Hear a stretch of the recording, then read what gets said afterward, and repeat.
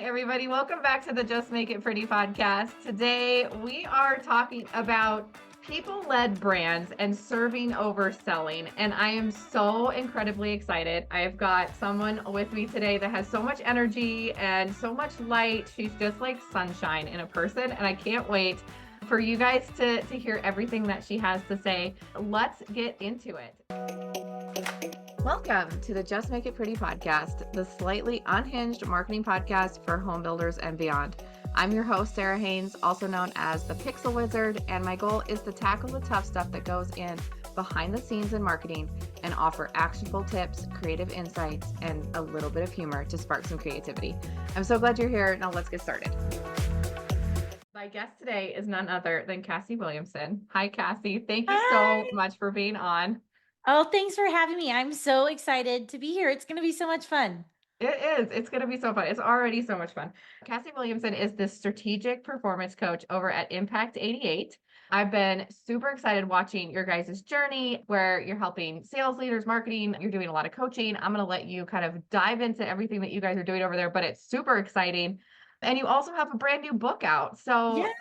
Tell us all the things. Yeah, so a little bit of background of me is I came from the world of healthcare and joined our crazy awesome industry just a few years ago. I really worked my way from the online side to a director of sales and marketing to the chief evangelist role to now being a strategic performance coach at Impact 88. And so I've hopped around through all of those positions with really a thread and tie to leadership and service. That's always been what's grounded me is how can we make a difference? How can we make a positive impact? And my role now is so special because, Ryan, he is the greatest and he has created a space that I feel like is filling holes in the industry that were just chilling, that were just sitting there. And so I have been fortunate enough to get to launch our onboarding program, the New Hire Blueprint, which is one of our impact series. And it allows me to work with people who are new in the industry or maybe didn't have what they needed to create a really strong foundation. I mean, a lot of us build homes. We all know that you need a strong foundation to be successful for that thing to go up and do what it needs to do. And the same thing is said for our roles. So many of us, myself included, got thrown into the deep end, pretty much had the keys handed to us and said, good luck, go get them. Kind of Buddy the Elf, hope you find your dad. That's always what it felt like to me. And I'm like, thanks, Mr. Narwhal. It's just one of those things that I'm like, we need something to fix this. So I am leading that program. We're doing one-on-one coaching. We're doing sales training. We're getting ready to launch our coaching certification program. We've got so many cool things planned for 2026. But the idea behind everything that we do, and this is just a testament to our team and how we operate, is service. Like, how do we put people over the process? How do we show up with this service mindset? And I think it's true in all industries. When we see organizations that focus on that over the other things and allow people to show up and do what they're called to do, there's just success that flows out of that. And so that has been the coolest part about joining the team as the strategic performance coach, is that I get to love on people unapologetically myself while also being able to serve and hopefully make our industry better. Absolutely. Yeah. I've loved, like I said, I've loved watching you guys kind of launch into the industry. You guys have amazing marketing. So I'm always thank you. We have great people. your marketing. Yes. I won't take any credit for that. None, zero, zip. I love watching it, and I was really excited to see you were part of the team.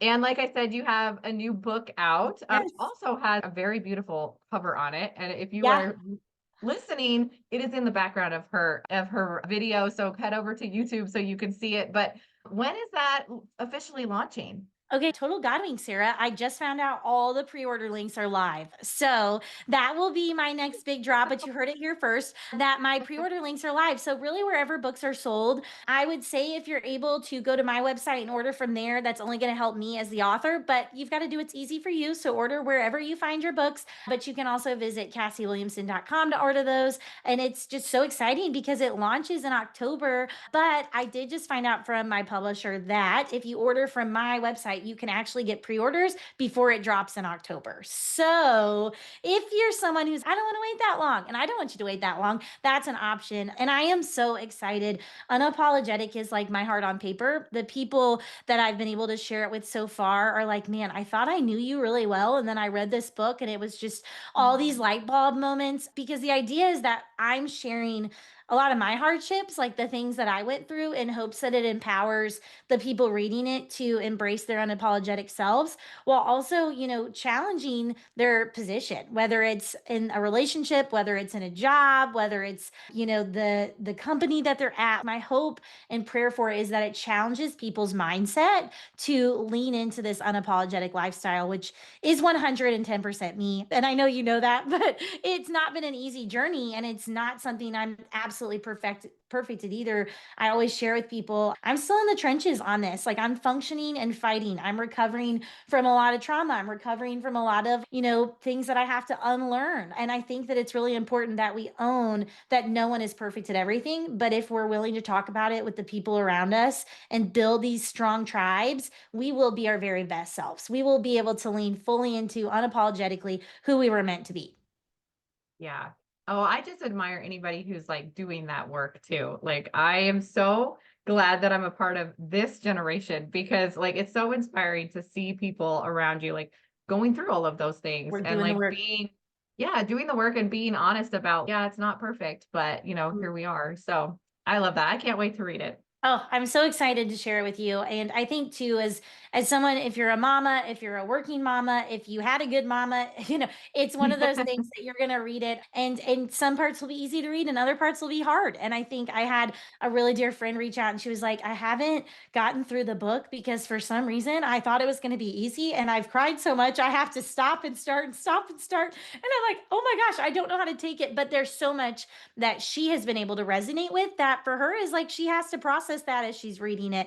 And my biggest thing with the book is that no one is alone. And if you're sitting in a position where you feel alone, I hope you read the book and know from the bottom of my heart you're not, and find me, reach out to me, connect with me, send me a message. My hope and prayer for this book is that someone who feels like they're alone being themselves knows that they have people and that there are people out there that will love them exactly as they are. That's such a good message. So, see, everyone, I told you, she's sunshine in a person. That's the proof right there. Oh, thank you, Sarah. I'm like, you're my biggest cheerleader right now. Thank you. But I do mean it. I mean it from the bottom of my heart. So that is what I really hope comes out of it, is just a tribe of people that are like, let's go. Let's lean all the way in to this unapologetic mindset. So we'll see. I think it's going to be amazing. I know it's going to be amazing. And yeah, I can't wait to read it. And I can't wait to have this conversation today, too. I feel like this is something that both of us are really passionate about. But I want to get into unpacking this ripple effect of service driven leadership.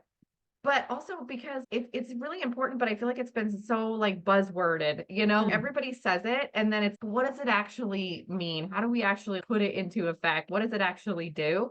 yeah. So I feel like this is just going to be such a good conversation with you about that. Yeah, I think for a long time we have talked about how important this is, so now everyone feels like they need to say it. It's almost like using the word cool, or a word that we've all said way too many times.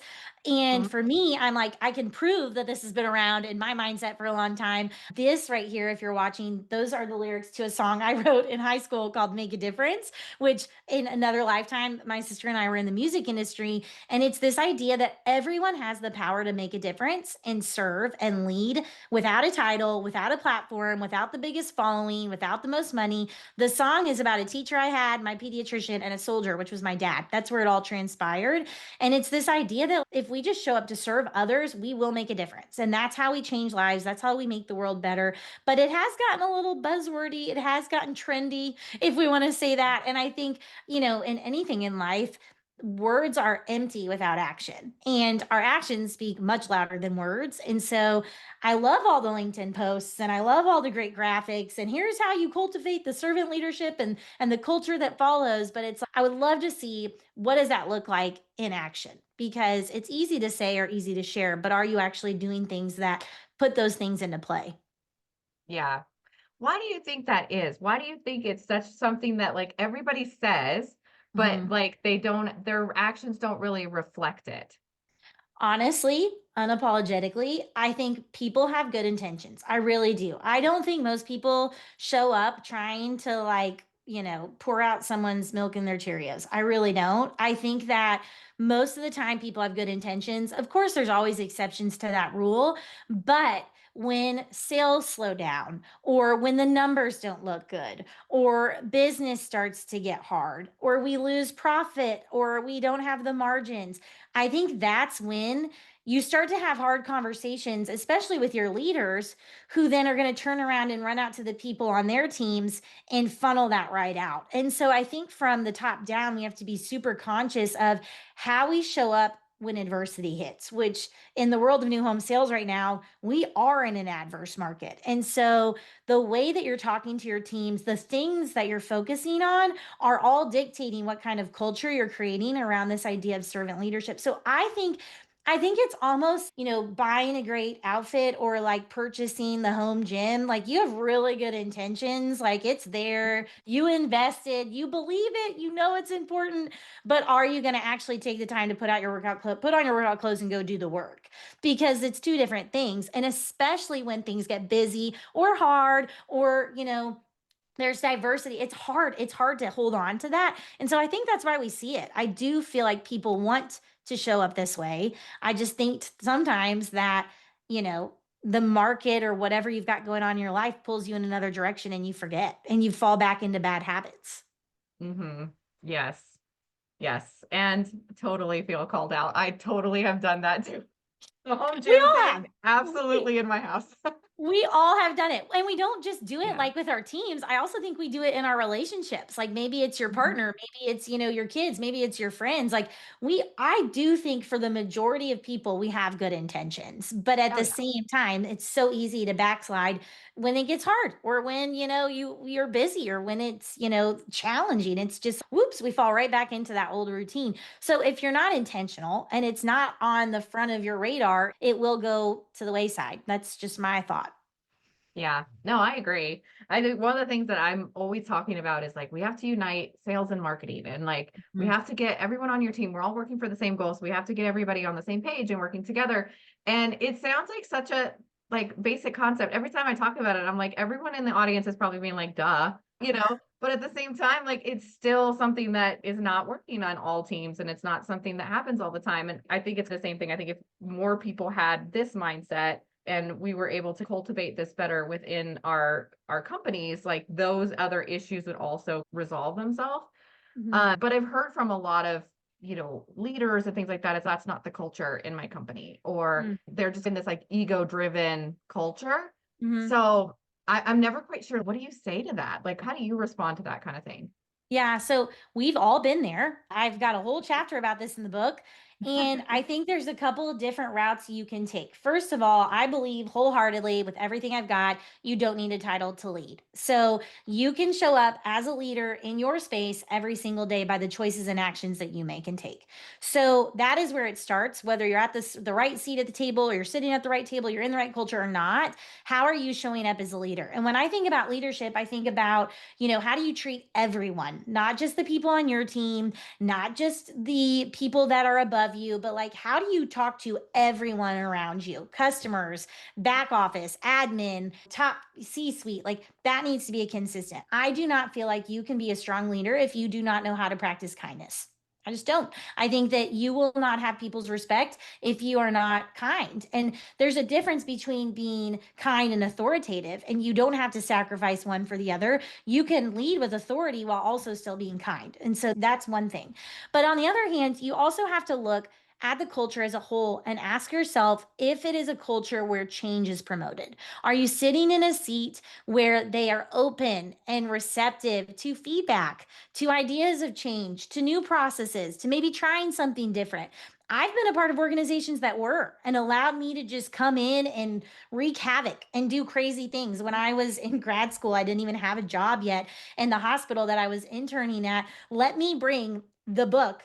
How to fill a bucket, be a bucket filler. It's like a book for kindergartners with this plastic bucket. And we were doing this team building exercise that me, the graduate intern, read this book to the team about how to be a bucket filler and not a bucket dipper. So if you're someone that's like, no, I can't say that. I'm like, no, yes, you can. I didn't even have a job there. I was not on payroll. And I was trying to facilitate change within the culture because I felt like we needed to work on showing appreciation for the people on our team.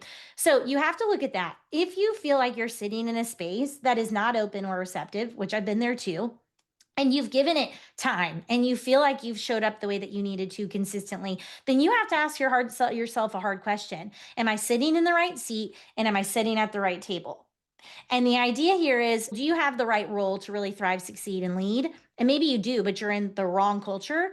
Or maybe you're in the right culture, but you're definitely not where you should need to be. I just talked to a person who went from marketing to sales and then sales to OSC and then back to sales. And she's still trying to figure out like where her seat is. And that's fine. She's Yeah. young. I'm like, you go, girl, just hop around, figure it out, dip your toes in the water. You don't have to pick your favorite beach right now. Like you've got time, but she loves the culture. She loves the culture and she knows she's in a place where she can facilitate growth. I think the idea is that if you feel stuck in an ego driven culture or a culture that is not open to change, you've got to start exploring options that serve you. Because one thing that I will say time and time again, and there's a whole chapter in the book called Time and Jimbo, and it's my nod to my dad, is we are not guaranteed time. And you can work your way, like life away at a job, and you will be replaced tomorrow if you were to leave. Yeah. You can give it all. You can pour it all out onto the table and show up with 110%. But if you were to quit tomorrow, or if God forbid something happened to you, they would replace you.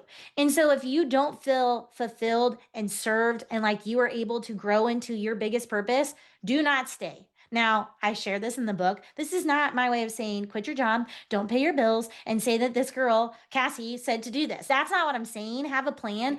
But like, I think we all have good, like, I think all of us are like, oh yeah, I'll look at it in a couple months, or I'll think about it in a little bit. And then we blink and it's Christmas again, or the 4th of July, like a half a year has gone by and we're still miserable. And I think this is why a lot of people end up stagnant. Whereas for me, I am so aggressively the opposite. I'm like, oh, this is not working. I'm going to do X, Y, and Z to try to make a shift. And then if I don't see that, I'm not going to wait around. I'm not going to wait around to change it because I know what I bring to the table. And this goes back to knowing your worth, knowing what you contribute, being unapologetically you and owning it. It's not a jail out of free card. It's not like that's not what it is, but it's just knowing your why and what you want to bring and where you can bring that. Yeah. Yeah. That comes with a lot of confidence. Yeah. So much confidence. But I think a lot of people too, it's fear. It's a Hmm. fear driven thing. It's like, what if I can't get the next job? Or, Yeah. what if this and that happens? Mm. And so I think that's a huge driver for a lot of people, is just you have to build up that confidence to trust yourself in those situations and to not be afraid of like stepping on other people's toes and Yep. you're doing that. Like you say that, I think when you say holding hands without stepping on toes or Yeah. something like Yeah. that. This is like my Like, favorite phrase right now that accidentally transpired that now I'm like, this is great. I'm going to put it on a t-shirt. yeah, it's so good because I think it talks to a lot of what those fears are. They want to do it, but they're like afraid or whatever. I don't know. I I feel a lot of that from people that I talk to. Yeah, I think the fear too, though, is put in the work for yourself first. And this is a lot of what's in the book. There's a lot of work, like little questions and exercises, and how do you dig into this for yourself?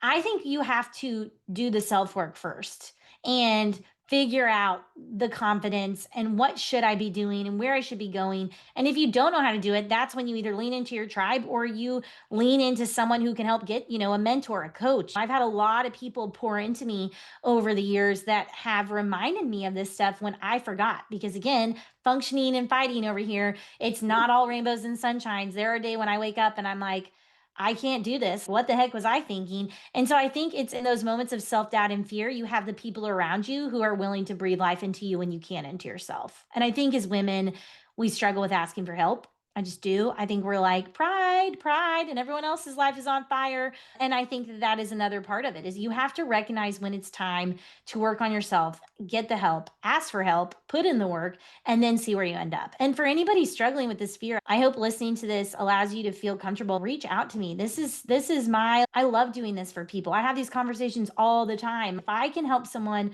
find their why, find their confidence, find their voice, like that's the win. I mean, it's not ironic that my degree and master's was speech therapy. I wanted to help people find their voice. That's where all of it started for me. And so now I'm getting to do that in a different way. But it's not to say it's not hard, but if you've got to get you've got to get comfy with being uncomfy. Like you have to be. If you're not uncomfortable, you're not growing. For sure. Yeah. And having a tribe around you is such a life upgrade. Yes. Like It is. no other. I remember early in my career, I had nobody. It was me Right. and a broken recliner chair that was my office and my baby like laying next to me. And it was just Yes. so isolating. And Isolating. I get it. And so having that tribe is just so much more important than you'll ever think. If you don't Yeah. have it, that's such a big upgrade for you. Yeah. And I think too, that goes into being uncomfortable. If you don't have it, like you have to fight for it. Like you really do that.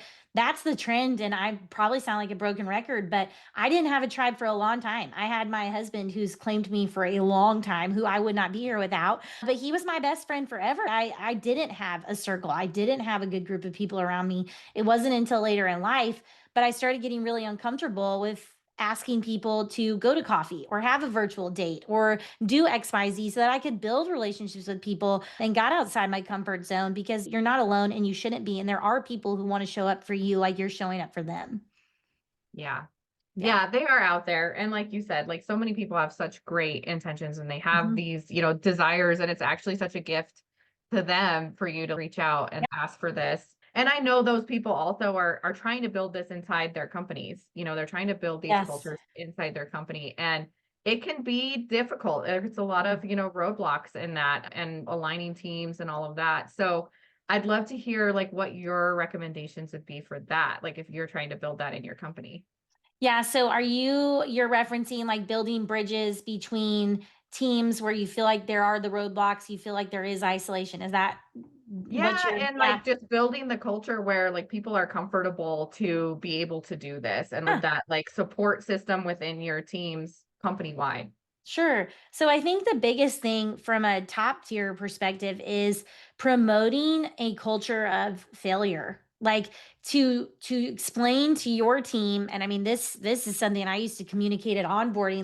Hey, this is an environment where we want you to learn through messing things up. Like I would rather have someone try and make a mistake than sit there in fear of messing it up, because I one of the things that I talk about is the unapologetic leader loop, and it's this idea that when we empower someone, action comes, and with action you'll have growth, and then with growth you have a repeatable system where you're just empowering this person to grow and lead and show up unapologetically in your organization. And so if we don't empower the people on our team to do their jobs, to feel like it's okay to make a mistake, to feel like it's okay to have a hard conversation with us, to come to us with maybe an issue or maybe something they feel like they can make better, we are failing as leaders, because nothing will change, nothing will grow, nothing will evolve if we aren't doing that. And the truth of the matter is, if our people don't feel safe to do that with us, they're definitely not instilling that confidence into the customers or the people that we're selling to.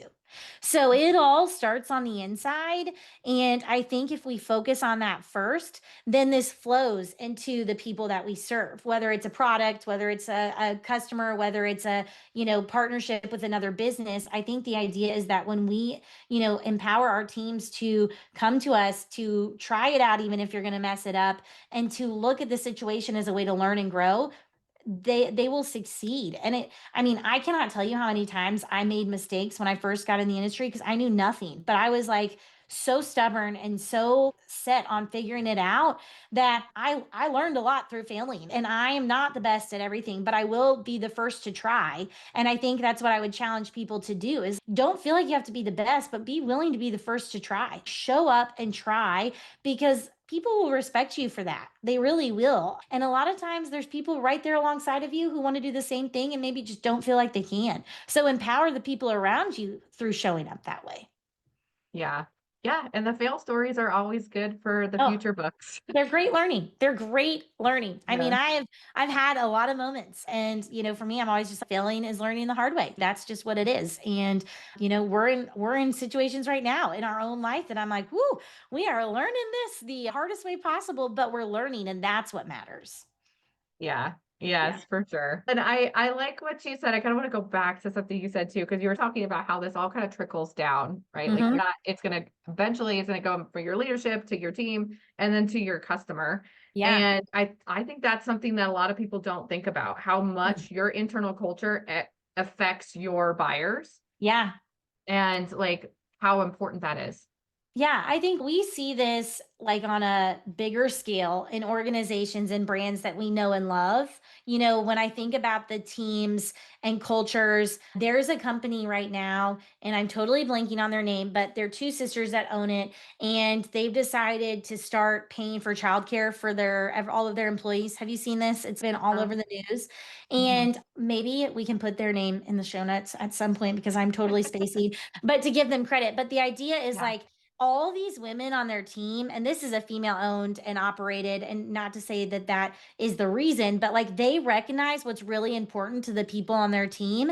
And I can guarantee that those women are coming to work, showing up for their jobs, for their customers, for their community, with just this like unheard of, out of the park, effort, drive, willingness. Like I know that if I am in an organization that takes care of me and respects me and leads me, I'm coming to the table with 110% for the people that we serve. If it's the opposite, if you're treating your people like crap or you're leading with fear, do you really think they're going to sit in front of the people you're serving with confidence, clarity, and joy? No, they're probably hanging on for dear life. I mean, it's like, this to me, and like you were saying earlier, some of this seems so simple, but yet we cannot figure it out. And it's like, why? And I do think it's because you get sucked into the doom loop of we're behind on our numbers and we didn't hit this metric and we didn't hit this goal. But it's if you slow down a little bit and think about the people who you need to make that happen and pour into those people, there's a big shift. And we see this going on. We also see the opposite. Like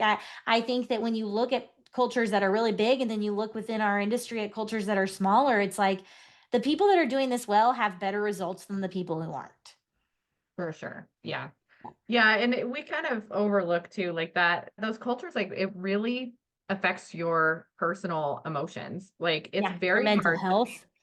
yeah, your mental health and so many things. So it's really hard to be like in a situation where it's, not the best in your company Mhm. and then turn around and just be like, "Oh, yay." And Yeah. it doesn't come across as authentic because it's not. And like No. we're not built as humans to be able to do that.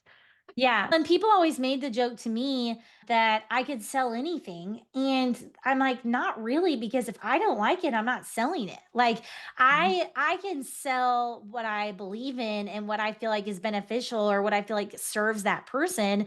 And that's where it is authentic and genuine and a care. But that's only because I believe in what I'm doing and selling. And I think that's something we have to consider too. And I mean, this is I believe really true for marketing. I remember because for a long time I had to do all of our social posts. Like I owned it. We didn't have a marketing person. I was the marketing person with zero experience. So that was a thing in itself. Lots of learning, lots of failing.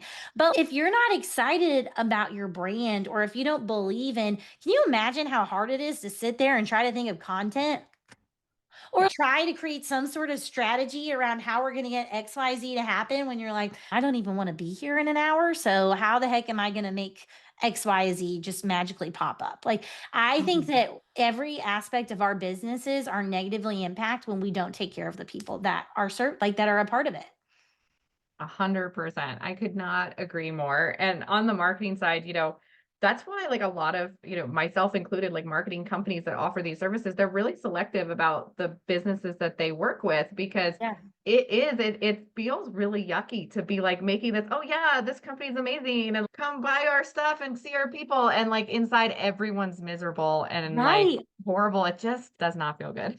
And it's also like when you're talking to your friend about where you work, I used to ask we had a survey and we'd be like, would you recommend a friend working here? And for me, the idea was that I was not going to hire everyone's best friend. But if they didn't want to tell their best friend to work for us, then we were messing up somewhere because you wouldn't be recruiting the people you know and love to come into a space that you didn't also know and love. You'd be like, run, don't do it, go anywhere else, buy anything but, it's one of those Yeah, situations. It's a poison, it's a cancer, and I don't think people realize how much it impacts their brand and their brand presence when their culture is not being taken care of. for sure. Yeah. And even beyond, your buyers are seeing when they come in, it's like the Mhm. messaging and the your website, like it really does bleed into so many places. And Mhm. I don't think that's talked about enough at all. No. No, and I think that's just because it's a lot easier to ignore it than acknowledge that as part of the impact. Like, I think it's one of those things where it's we can't easily fix that right now. So what can we fix and what can we look at? But I do think that then impacts your longevity and your success over time. I also think it impacts your ability to show up when it does get hard. And I think this is where we see certain brands last through whatever the market is doing, or certain, organizations, and others that dissolve. Because if you're not willing to slow down and take the time to take corrective action with a lot of these things, it may not hurt you right now, but it will eventually catch up. Oh yeah. Yeah, I've heard you say multiple times, you're like, slow down. That's Slow like the down. number one thing. What other things do you feel like people could do to start, recognizing this and like Mhm. trying to rebuild this trust and alignment within their company? I think it starts with communication with your people. And I don't think that's through a survey that's anonymous that you send out as a forced initiative. I don't Yeah. think that's it. I think it's, are you taking your people to coffee? Are you taking your people out to lunch? Are you talking to your people about what their life looks like right now? Are you aligned with the people on your team's why? If you can't tell me why someone does what they do for you, then you probably need to go and have a conversation, especially when you're sitting on the side of sales. We all have challenging roles, and we spend more time with the people we work with than we do with our own families. So why are we there? What is the point? Why is that person in front of you? And I think that the way to start making corrective action is through conversations with the people on your team who you value and who you can build relationships with. And then, when you're bringing new people on, this is a fresh start to say, hey, here's how we operate. This is the culture. This is the language we speak. And these aren't just pretty words on the poster when you walk in our corporate office. This is actually what we practice. And then what I would say is, if for some reason you don't feel this or you don't see this alive, my ask to you as the newbie is to come to me and talk to me about it. Because I think our newbies have a superpower of showing us where our weaknesses are, where people who've been in the organization longer have just either turned a blind eye or gotten used to it. Like, it's become the normal. So I would lean on my newbies a lot to be like, how do you feel like it's going? What are the rumblings out there? Was this what you thought it was going to be? Do you feel like we emulate these core values that we talk about at the start of every meeting? And so I think the big work happens with little intentionality, like the little conversations, the text messages to check in, taking someone to coffee, having lunch with your team, so that you create trust with them, just like we would with anyone that we're trying to bring into our doors from a customer perspective. And so that they can start talking to you, because people will not have hard conversations with you if they don't feel like they have trust, because they're going to be scared. They'll be driven by that fear. And so my hope always is that people feel comfortable enough with me to have hard conversations, even if it's, not the way that I wanted it to go. I still really respect people who are willing to say the things that others aren't. Yeah.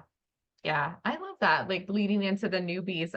I think, in a lot of companies I've worked with, they're like the newbies, like you have to impress them, or like it's all about like them just learning and Mhm. not about what they can actually give you right away. So Yeah. that's a really good insight, I think. Yeah. I mean, you hired them for a reason. I hope it was because you felt like they could do the job and not because you interviewed 20 people and they were the only ones who responded to your call, which could be happening, I guess. But like, it's so hard right now to find good people. So if you made this hire, give them some value, put some weight into what they're willing to share. And also, I don't know about you, but for me, if I have a leader coming to me and wanting my input like that, I'm feeling valued. I'm feeling trusted. I'm like feeling really good about my decision with joining this team. So it goes both ways. It's a win-win. Yeah. Oh, Yeah. 100%. It's interesting, we're a remote company, and I feel like Mhm. too in remote companies, or even if only part of your team is remote, you really have to be super intentional about that, because you're not Yeah. in the office every day. Those Mhm. like passing moments where you can build these things organically aren't Yeah. there. Right. So it really has to be top of mind for remote Mhm. companies too. Yeah. And I think that's where, I mean, we're so lucky to have Zoom and all these virtual offerings because I am all about a good virtual coffee date. Because I'm also remote and I miss people and I miss hugging people. I miss patting people. And my poor husband gets it now way more than he wanted. My kids get way more love than they probably because I am such a touchy feely and I don't have that. And so, I'm all about hopping on a virtual coffee date because, I mean, for me, getting off these kinds of conversations or getting off a call with someone that you work with, it's a cup filler. Like, we need it. We crave connection. No one wants to be alone on the island. I mean, there's a couple people, and I understand introverts who are out there, but you still need connection. You still need that people time, and so you have to be intentional. Oh yeah. Yeah. Well, just I mean, this is totally kind of off topic, but personally for me, I always said, "Oh, I'm an introvert. Like, I don't need people." And I've been remote for over 10 years now, but starting this podcast has been exactly that. It's a cup filler. I'm like, "Oh my gosh, like I realize my passion is just talking to people." Yes, and it's Often. super intentional and it connects you to Yeah. maybe people you never thought. I always make the joke, I will ask anyone out on a date, and I have been shameless about this. Like, I'll message someone on LinkedIn or I'll send them an email if I see something they like. And I have met some of the greatest people. Some of my closest friends have been from shameless, do you want to go on a date? You want to have a coffee date? Now, it's just dating. They don't always go well and you're like, "Oh, this is the first but last." But when it does work out, it's totally worth it. So yeah, I think if you're someone who's listening and you're feeling isolated in your position, what can you do to connect? And also, I would never shy away from asking this of your leaders if you don't have it. Let's say you're not a leader listening and you're feeling like you're sitting on the island or you're feeling like you're craving this connection. There is nothing wrong with asking your leader to go grab lunch or go grab a coffee. To me, that's how you show up without a title. That is what a leader would do. And in that conversation, it's totally fair to say, "Hey, I just needed some time to connect with you. I feel like we haven't got to catch up. I've got stuff going on. You probably have got stuff going on." Because at the end of the day, you guys, your leaders are people too. And life is life and for all of us. That is just the year of 2025. I'm like, holy cow, we're over halfway there. And it's just, we have to show up as people. We have to remember to show up as people. Yes. Yeah, that's so powerful. I can hear that a lot on LinkedIn. People are like, it's LinkedIn, so we need to be super professional all the time. And I'm just like, yeah, but people are still people on Yeah. LinkedIn. Like people are Yeah. still people at conferences. Like, yes, you need to be professional and not be crazy, but connect with people. That should be your Yeah. main goal. And I think too, this is just something that for me I have always done is I had a leader tell me last year, and it was probably the greatest compliment I've ever received, was that I am able to show up and love on people and be kind of this break the mold leader while also still having authority and leading well. And for me, that is the win. I think it's great if we can break some of these barriers of formality and uptightness and feeling like we have to show up a certain way, because the fact is, people need what we want to give them. What you can give, what I can give, that, people need it. That's the whole reason we have it in the first place. That's why I'm like, show up unapologetically. You won't be for everybody, but for the people you're meant for, you're going to serve them in a really big way. And so I love the idea of breaking down this barrier of, you don't have to sacrifice your professionalism by taking things too seriously. That's Yeah. just, those two things can go out. You don't have to sacrifice one for the other. Yeah. Yeah. You really created this as like your whole brand. Like I feel like Mhm. when you walk into the room, this people know even without you having to go through, I wrote this book and here's why, like it's you now. And I think that's so powerful. And I also think we talked about like corporate brands, but like personal brands like Mm, are really important too. And like you do not have to be a leader to have a personal brand. no. But it's so impactful. Yeah. So I would love if you would share like how this has impacted your career or like the companies that you worked with having this kind of personal brand around you. Yeah. So I think for me, we dedicate a whole week to building a brand in the New Hire Blueprint because that's how important it is to me. I think that we're in a time where people want to know about the people they're engaging with.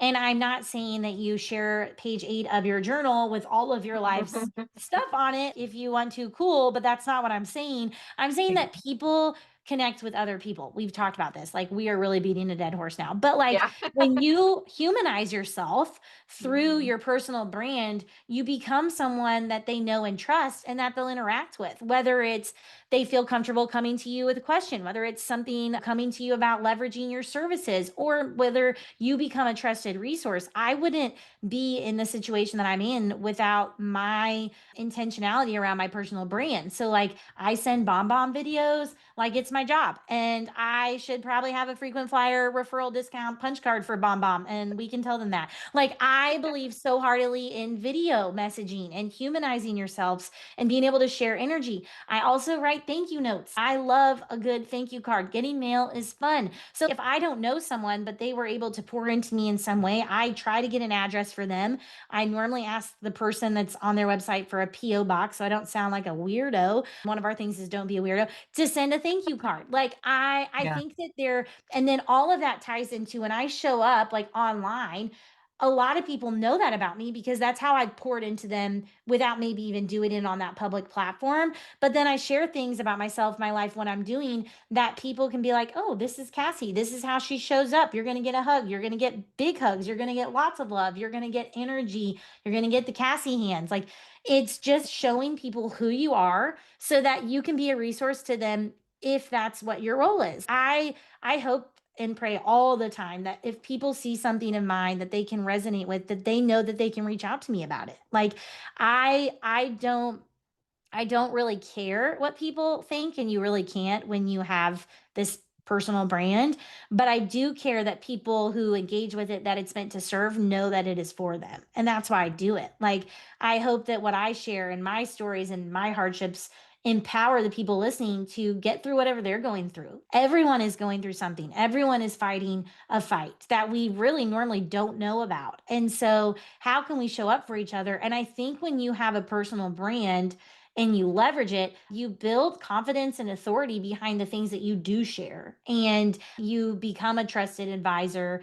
And I am not the expert. Like I always say, I'm not the smartest person in the room, but I surround myself with really smart people so that I continue to learn and grow. And so it just goes back to being uncomfortable and leaning into the things that scare you and putting the video out there, sharing the message, talking about whatever you learned from that day, because you never know who's going to need to hear it. And a lot of times I will get messages after posting something that's, oh my gosh, I really needed to hear this today. Or, oh my gosh, this happened to me, blah, blah, blah, blah. And in that Mhm. moment, I'm like, that's who it was there for. It didn't matter if anyone else saw it. But I do feel like it has to be genuine and authentic. You should not be showing up trying to be someone else because that's not you. And there's only one you. That would be my big advice, is show up as authentically, unapologetically you, and you will make a positive impact and you will see the success that comes from that, because a personal brand helps elevate you, but it also elevates the people around you. It's like one of my favorite books is Go Giver. Like, we need to pour into people and all that goodness will pour back around. Mhm. Yeah.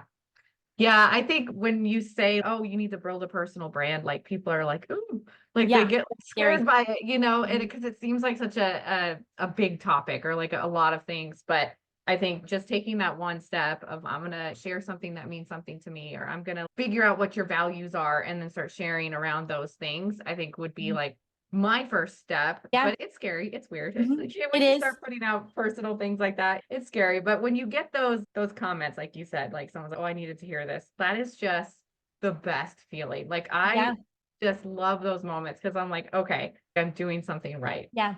I Personal. think that's where your personal brand should be really aligned with your why. What makes you uniquely you? What do you bring to the table that you don't feel like other people can?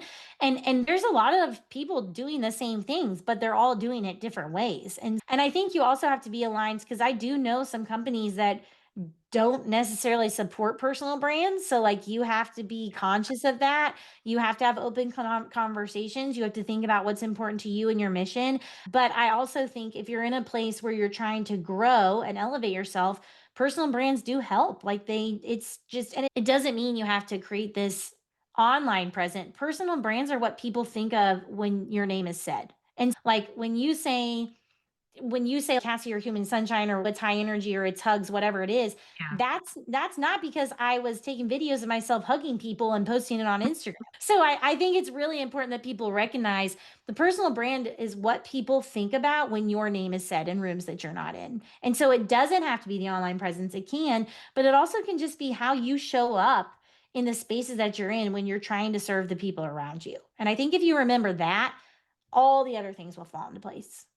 Yes, absolutely. Yeah. I think a lot of people think like brand and they're like, oh, I'm gonna have to have a logo. And it's Yeah. your personality is the logo. You don't need Yes. a like your name written out to be a Yeah. personal brand. Yep. So anyway, this has been so awesome. I love this. I feel like I have so many more things to add. I have to keep my episode short, so it's like a drive home length. So Yes, so I get it. hopefully all of our listeners got like a bunch of tips. I'm going to read your book. I know there's a bunch more in there. But before we go, I would love for you to kind of share if you had to choose one thing, Mhm. like one like mindset shift is what I always ask is what can they do to start this like today?